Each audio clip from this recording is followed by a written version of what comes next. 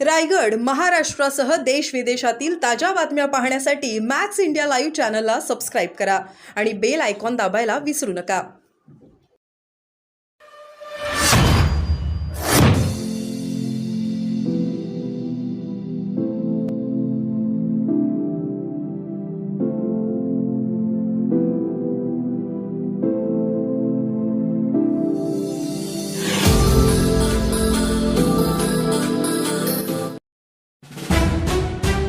रंगणार राज्यस्तरीय एकांकिका स्पर्धा 2024। प्रकाश देसाई सामाजिक व सांस्कृतिक प्रतिष्ठानतर्फे नाट्य रसिक प्रेमींना पर्वणी। सिने अभिनेते प्रसिद्ध नाट्य कलाकार यांची लाभणार उपस्थिती। माणुसकी आपुलकीने जपणारे व्यासपीठ म्हणून प्रकाश देसाई सामाजिक व सांस्कृतिक प्रतिष्ठानने प्रचंड नावलौकिक मिळवले आहे। महाराष्ट्रातील होतकरू आणि प्रतिभावंत कलाकारांना हक्काचे व्यासपीठ मिळवून देणाऱ्या प्रकाश देसाई सामाजिक व सांस्कृतिक प्रतिष्ठानच्या वतीने दिनांक 18 डिसेंबर 2024 रोजी राज्यस्तरीय एकांकिका स्पर्धा 2024 12वे वर्षाचे आयोजन करण्यात आले आहे। या एकांकिका स्पर्धेचे उद्घाटन सिने नाट्य अभिनेता वैभव मांगले यांच्या हस्ते होणार आहे। या प्रसंगी प्रकाशभाऊ देसाई यांच्या व विविध क्षेत्रातील मान्यवरांच्या पाली नगरपंचायतीचे विद्यमान नगरसेवक यांच्या उपस्थितीत सुधागड तालुक्यातील नाट्य मंडळांचा विशेष गौरव करण्यात येणार आहे। या स्पर्धा ग.बा. वडेर हायस्कूल रंगमंच पाली तालुका सुधागड जिल्हा रायगड दिनांक 18 डिसेंबर 2024 ते मंगळवार दिनांक 24 डिसेंबर 2024 या कालावधीत सायंकाळी 7 वाजता पार पडणार आहेत। रविवार दिनांक 22 डिसेंबर 2024 राज्यसभेचे खासदार धैर्यशील दादा पाटील यांचा विशेष सत्कार करण्यात येणार आहे, अशी माहिती कार्यकारिणी मंडळाचे अध्यक्ष वेत्रवान गुरव, उपाध्यक्ष अभिजित चांदोरकर, सचिव शरद निखुम व अन्य पदाधिकाऱ्यांनी आयोजित पत्रकार परिषदेत दिली आहे। या एकांकिका स्पर्धा पाहण्यासाठी रसिक प्रेमींनी अधिकाधिक संख्येने उपस्थित राहावे असे आवाहन करण्यात आले आहे। मागील 10 वर्ष या संस्थेतर्फे राज्य व राज्याबाहेरून आलेल्या सर्व व्यावसायिक व होतकरू कलाकारांची योग्य व नीटनेटकी व्यवस्था केली जाते। राज्यस्तरीय एकांकिका स्पर्धेनिमित्त दिनांक मंगळवार दिनांक 24 डिसेंबर 2024 सिने अभिनेते प्रशांत दामले व सिने नाट्य अभिनेत्री कविता मेडेकर यांच्या एका लग्नाची पुढची गोष्ट या खास प्रयोगाचे सादरीकरण होणार आहे। मंगळवार दिनांक 24 डिसेंबर 2024 रोजी सायंकाळी 7 वाजता पेन सुधागड रोहा मतदारसंघाचे आमदार रविशेठ पाटील यांचा विशेष सत्कार होणार आहे। बक्षीस समारंभ सिने अभिनेते प्रशांत दामले व सिने नाट्य अभिनेत्री कविता मेडेकर यांच्या हस्ते होणार आहे। यावेळी बोलताना वेत्रवान गुरव म्हणाले की 2008 ला आम्ही नाट्य चळवळ सुरू केली, तर ग्रामीण भागातील नाट्य मंडळांचा गौरव करण्याची संकल्पना आमचे नेतृत्व प्रकाशभाऊ देसाई यांच्या माध्यमातून पुढे आली। 150 वर्षाहून अधिक काळ नाट्य चळवळ जिवंत ठेवणाऱ्या नाट्य मंडळांचा विशेष सत्कार आम्ही करणार आहोत। या स्पर्धेत मोठमोठ्या नाट्य संस्था, नामवंत कलाकार, अनेक महाविद्यालये या एकांकिका स्पर्धेत भाग घेतात। पालीतील नाट्य रसिक प्रेक्षक वर्ग यावेळी उत्स्फूर्तपणे उपस्थित राहतो। यावर्षी 680च्या वर नाट्य कलाकार या मंचावर अभिनय करताना दिसणार आहेत। या स्पर्धेचे विशेष वैशिष्ट्य म्हणजे या मंचावर अभिनय करणारे कलाकार मोठ्या पडद्यावर पाहावयास मिळतात। नट्टवर्य प्रभाकर फणसीकर, गंगाराम गवाणकर, मकरंद अनासपुरे, प्रशांत दामले अशी मोठी प्रतिभावंत नाट्य कलाकार, ज्येष्ठ अभिनेते पालीत या मंचावर येऊन गेलेत, ही अभिमानास्पद बाब आहे, असे गुरव म्हणाले। Dhammasheel Sawant, news bureau, Raigad. प्रकाश देसाई सामाजिक व सांस्कृतिक प्रतिष्ठान पाली। आमचं ब्रीदच वाक्य आहे, माणसातली माणुसकी आपुलकीने जपणारं व्यासपीठ। या वर्षीची आमची वर्ष आहे 2024ला आम्ही हे सुरू करीत आहोत। वर्ष आहे 12वं। यावर्षी स्पर्धेला वैभव मांगले हे आमचे उद्घाटक आहेत, त्याचबरोबर पालीतील सर्व मान्यवर यांचं नगर परिषदेचे आपले नगरपंचायत पालीचे सर्व सदस्य यांच्याकडून आपण उद्घाटनाचा कार्यक्रम करत आहोत। त्याच वेळेला आपण सुधागड तालुक्यातील नाट्य मंडळांचा विशेष गौरव करणार आहोत। जाणून बुजून हा विषय आम्ही घेतलेला आहे, कारण गेले 2008ला आमची प्रतिष्ठानची स्थापना झाली। नाट्य चळवळ आम्ही सुरू केली। ती सुरू करीत असताना सुधागड तालुक्यातील नाट्य मंडळांचा गौरव व्हावा ही संकल्पना आमचे सर्व आमचं नेतृत्व प्रकाशभाऊ देसाई यांच्या लक्षात आली आणि ती आम्ही लगेच उचलली की जेणेकरून नुसतं आपण ही नाट्य चळवळ राबवून उपयोग नाही, तर आपल्या तालुक्यात ज्यांनी ही नाट्य चळवळ खऱ्या अर्थाने उभी केली त्यांचाही सन्मान झाला पाहिजे. आणि जेव्हा आम्ही त्याची चौकशी केली तर खरोखर 150 वर्षाहून अधिक काळ आपल्या तालुक्यातसुद्धा ही नाट्य चळवळ खऱ्या अर्थाने उभी राहिलेली होती. म्हणजे आम्ही जो प्रयोग चालू केला तो खऱ्या अर्थाने 2008ला केला, पण त्याच्या आधीही चालू होती. आपल्या या नाट्य चळवळीचा भाग म्हणून जर आपण मगाशीही मी बोललो, परंतु मोठमोठ्या नाट्यसंस्था महाविद्यालय या स्पर्धेमध्ये सहभागी होत असतात. नुसते मुंबई पुण्याचे नाहीत, तर आपल्याकडे कोल्हापूरहून आलेले आहेत, बीडहून आलेले आहेत, मागील काही वर्ष नागपूरहून सुद्धा, म्हणजे जिथे प्रवासाचा वेळच बराच असतो की जवळजवळ आता समृद्धी महामार्ग झाला भाग निराळा, परंतु 15-15 तास प्रवास करून आपल्या इथे ते स्पर्धेस परफॉर्म करायला येत असतात. अशी म्हणजे नावाजलेली स्पर्धा आहे जेणेकरून 8-8 दिवसाचा लाईव्ह परफॉर्मन्स मुलं करायला मिळतो. आणि सर्वात कौतुकाची बाब म्हणजे पालीतील प्रेक्षकांना पण एवढी सवय लागलेली आहे की 2-2 वाजेपर्यंत 500 पब्लिक ते बघायला असतं, जेणेकरून त्यांनाही ती सवय लागली की अरे बाबा ही मुलं काय परफॉर्म करणार आहेत. आणि मधला एक फ्लो असा असतो की 8:30 ते जवळजवळ 11:30-12पर्यंत की आम्हाला खुर्च्या लावायची धावपळ करायला लागते. कमीत कमी 2-2.5 हजार पब्लिक त्यावेळेला असतं. म्हणजे एखादा नामांकित कार्यक्रम जेव्हा आपण ठेवतो त्यावेळेला खऱ्या अर्थाने असं पब्लिक असतं, पण ते 1-1 तासाच्या शॉर्ट एकांकिकांना एवढं मोठं पब्लिक मोठमोठ्या नाट्यगृहातसुद्धा या मुलांना मिळत नाही.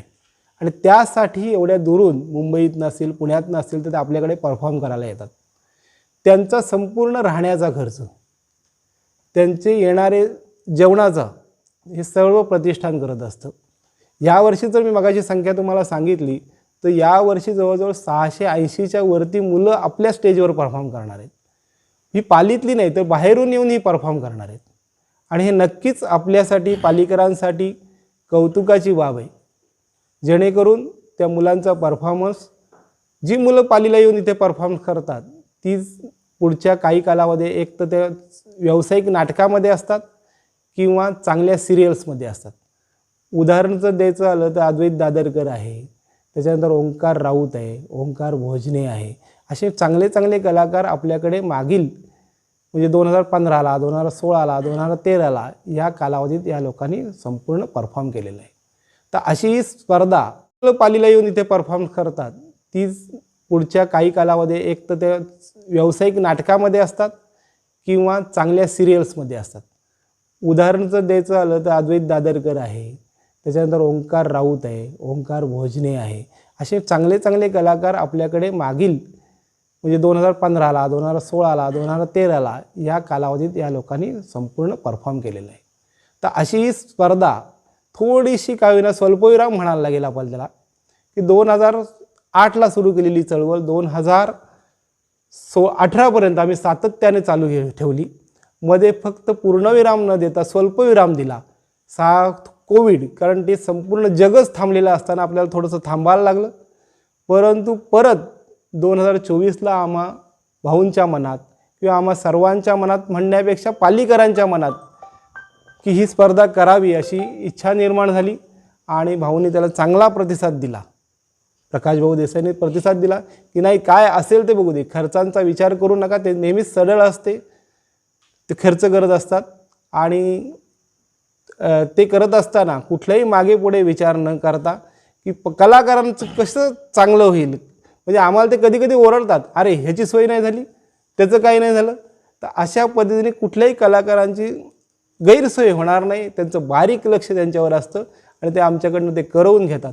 तर अशी स्पर्धा आपली 18 डिसेंबर 24 ते 18 डिसेंबर 24 ते 24 डिसेंबर 24पर्यंत आहे. त्या स्पर्धेसाठी प्रथम उद्घाटनाला वैभव मांगले जे आहेत आणि 22 तारखेला आपण विशेष सत्कार आयोजित केलेला आहे. तो सत्कार म्हणजे आत्ताच निवडून आलेले राज्यसभेचे खासदार धैर्यशीलदादा पाटील यांचा सत्कार आहे. तो रविवारी आहे. तर यासाठी सुद्धा आपण सर्वांनी उपस्थित राहायचं आहे. आणि 2024 तारखेला आपले लोकप्रिय आमदार रविशेठ पाटील यांचाही आपण सत्कार करतो आहे.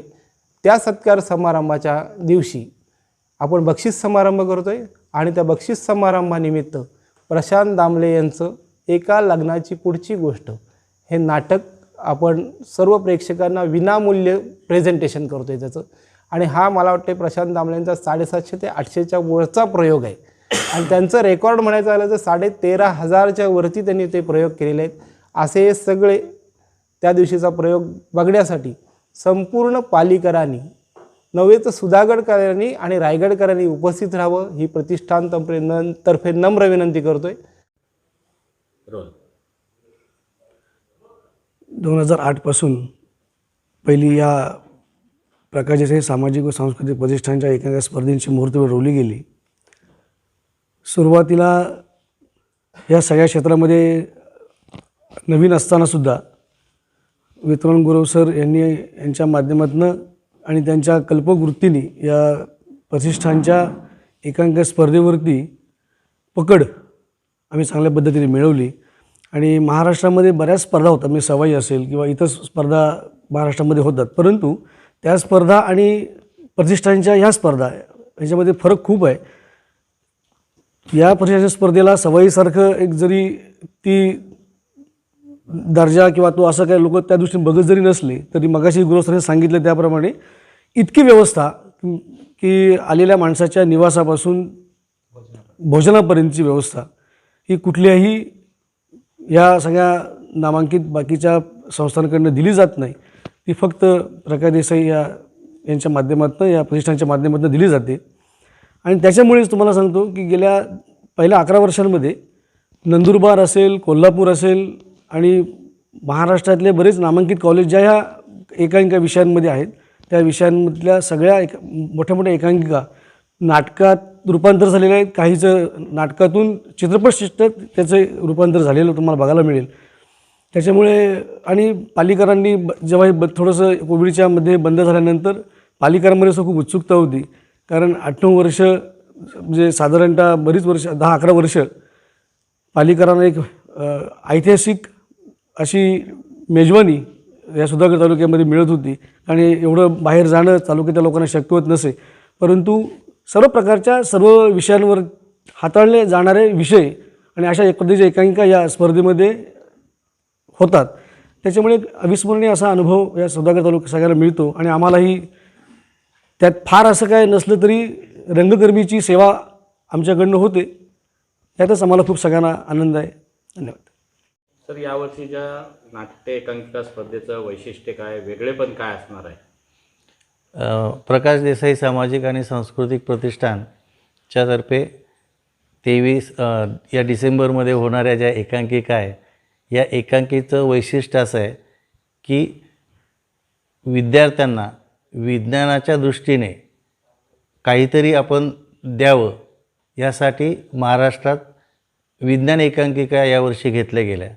यात आलेल्या विज्ञान एकांकिका प्रथम क्रमांकाच्या ह्या आपण 3 एकांकिका इथे ठेवलेल्या आहेत आणि एक एकांकिका 5वी-6वीचे मुलं परफॉर्म करणार आहेत आणि 2 विज्ञान एकांकिका आहे हे मोठी माणसं एकांकिका ते हे करणार आहेत.